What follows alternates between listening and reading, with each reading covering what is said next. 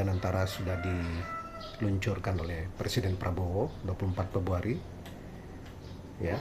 Tapi yang perlu kita garis bawahi perbedaan mendasar ya antara Danantara dengan Temasek.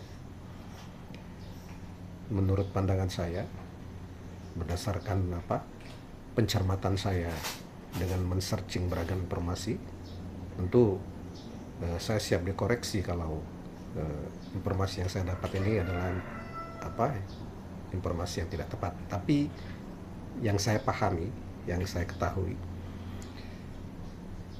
Temasek itu benar-benar menunjukkan bahwa lembaga institusi bisnis yang bonafit ya, seperti Badan Pengelola Investasi, itu harus benar-benar clear, memberikan sinyal yang jelas kepada semua orang, semua pihak, bahwa entitas itu tidak ada kepentingan apapun kecuali kepentingan bisnis yang berkaitan dengan entitas tersebut.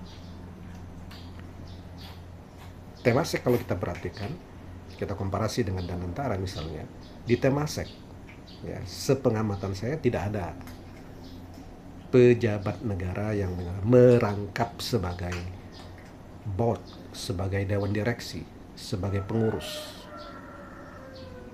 Tidak ada. Tidak ada menteri yang menjabat sebagai pengurus di institusi tersebut. Nah, berbeda dengan kita, ada rangkap jabatan, ada menteri, ada wakil menteri ya yang merangkap jabatan. Nah, rangkap jabatan yang seperti itu rawan untuk terjadinya intervensi. Dan intervensi itu bukan intervensi yang berkaitan dengan tupoksi dari lembaga tersebut, tapi intervensi yang tidak berkaitan dengan tupoksi lembaga tersebut. Yang kedua, kita perhatikan juga bahwa Temasek ya, itu tidak ada yang direksinya, boardnya ya, Temasek board itu tidak ada juga yang merangkap sebagai pejabat politik ya. Dan yang ketiga, tidak ada yang mempunyai hubungan kerabat, hubungan keluarga dengan pejabat negara. Nah, 3 item ini seharusnya menjadi perhatian pemerintah ketika menempatkan figur-figur yang menjadi pengelola Danantara ya.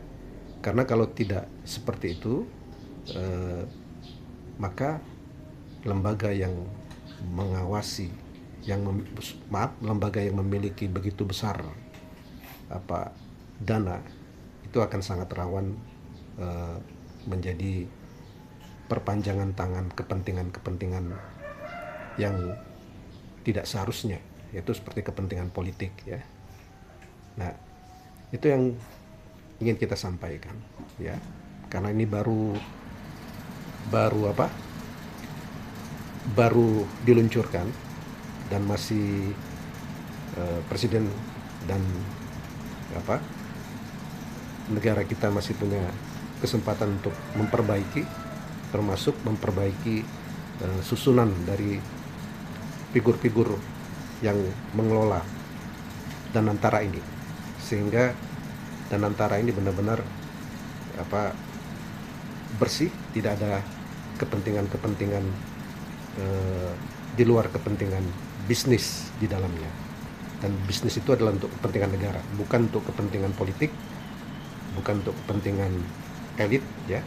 Karena kita juga punya pengalaman sejarah bagaimana lembaga institusi seperti ini dipakai untuk kepentingan elit, dipakai untuk kepentingan politik.